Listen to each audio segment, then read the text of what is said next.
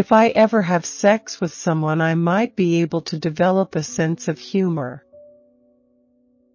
I grew up as an only child, and my mother was also an only child, so we were both very passionate about reading. I think I passed that on to my daughter, who went plowing through Harry Potter and every other book possible. I have more pet peeves than anybody: people talking in the movie theater, people eating in the movie theater loudly, people being rude, people making noise when you're supposed to be asleep, like drilling noises outside. I could be here all day. I would say probably my least favorite costume ever was in Van Helsing. That was a huge pain because it had thigh-high boots with 30 buckles on them. That had to be done up individually. When I was pregnant, I had the romantic idea that after the baby was born I would not only take up reading in earnest again, but also write a novel while my daughter slept in her Moses basket. Of course, I barely had time to keep up with my magazines until she started sleeping properly. I love my fan base because they never high-five me. They always get really shifty and hide. Adam Sandler's fan base are like, "Hey," and high-five him and want to hang out. But mine go behind pillars and get really freaked out. I think I like playing the bad girl. I like complicated. I like flawed, messed up complicated. It's more interesting. If someone had told me years ago that sharing a sense of humor was so vital to partnerships, I could have avoided a lot of sex.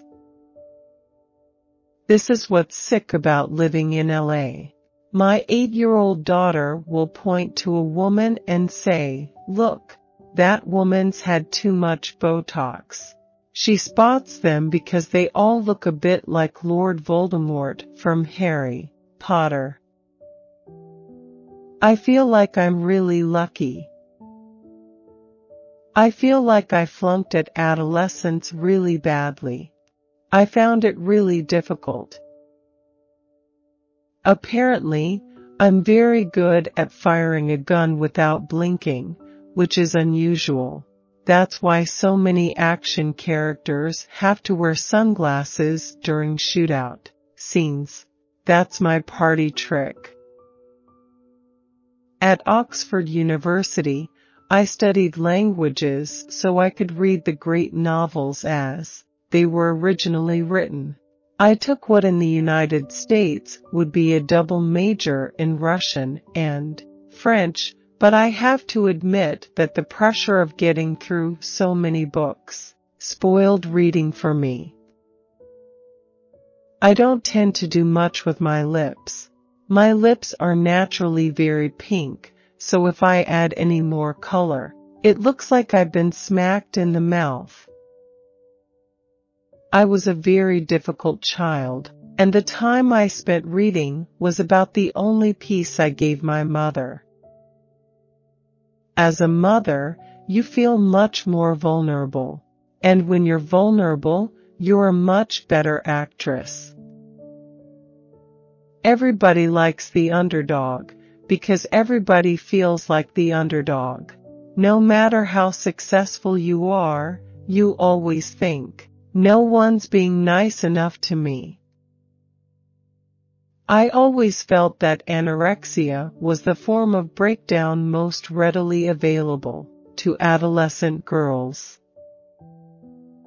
I'm glad I've never been so successful that I couldn't stop doing one thing. I've kind of been able to just kick it along and switch around. I don't really watch all that much television, I have to say, because I'm so intimidated by how many channels there are. I really cannot find my way back to anything, but I'm compulsively addicted to 24. I love that show. Given that I can't sing like Freddie Mercury, Obviously, I'm not going to pursue it as a career. What would be the point? I feel like I've done a bunch of period stuff and then a bunch of romantic comedies. I feel like my brain is more geared towards a novel than it is to a movie.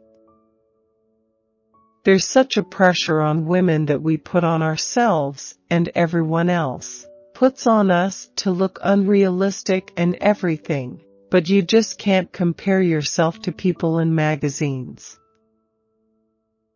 If I get a script that's set in the jungle, it goes to the bottom of the pile, because I don't think the playgrounds are going to be very good there. I'm really aware of how lucky I am, but I have the kind of job where I can bring my child to work. I'm a fan of action movies. I think that dwelling on other people's perception of you is the road to complete madness, unfortunately. I try and resist that. It's a very difficult thing losing a parent, but I think there's an added complication for me, because he was so well loved and he had this very open charm that made people feel they had a personal relationship with him. I try and take lots of vitamins, and I don't drink. I do smoke, though. I'd be insufferable if I didn't smoke. You'd have to push me off a balcony, I'd be so boring. No one is more enslaved than a slave who doesn't think they're enslaved. I didn't go looking to marry an American, it just kinda happened like that. With every project you do, you bring out a part of yourself, and it seems to be quite a good way of expanding a person. Apparently, I get facials and manicures all the time. I read this and think, oh, I wish I did that. I don't think I've had a facial since I was 19. I think what's dangerous about being an actor who does action movies is you think, well, I can totally handle myself now. But if my opponent didn't know the other half of the routine, I don't know how well I'd do. I didn't feel very attractive as a child, and actually I wasn't. The secret to everything for me is doing yoga every day. It does do nice things for your body, but it also kind of calms you down and chills you out. Other than that, I don't really drink alcohol, and I always take my makeup off at night. I'm attracted to playing things that I find difficult, just because it's a journey that is much more interesting. Job-wise, I did have a moment of panic that I should have been a doctor a few years ago, but I hate when people vomit. Obviously, I've had great experiences with people I've worked with on films. I've married half of them. I should come with a warning sign that says, "Don't worry, I'm not going to try to marry you. I'm done." I can't tell you how many times I've gone to present at the Golden Globes, come home, whipped the dress off and read to my daughter wearing gazillion-dollar earrings. That's how it goes in my house, and I wouldn't have it any other way. What's considered ideal in Hollywood is completely different than anywhere else in the world. I don't think you can aspire to it, nor can I. Everybody is retouched, stretched, lengthened, slimmed, and trimmed. I could look at a picture of myself from the past and think, why don't I look like that now? It's because I never have. When I first started working, I was very aware of the fact that I'd been to university and studied Russian and French and not acting. So when I started working, I'd started working quite young. I felt like it was important to treat myself kind of like an apprentice and do as many different types of things as I could. I would quite like to play a big concert as Freddie Mercury. I can't sing that great, and I haven't yet found a use for the overlarge size of my teeth. I quite fancy a mustache like that, and he was such a great showman. I don't have a big career plan. I just like to see how things come out, and I just try to keep going in different directions. Were I not married to the director, I'm not sure I'd know anything about the Underworld sequel. Someone once said that you can make the choice between getting old and getting creepy, and I think getting old is the way to go. No one really knows who I am or where I came from in America, and there's something quite nice about that. I have to say, sushi freaks me out more than almost anything.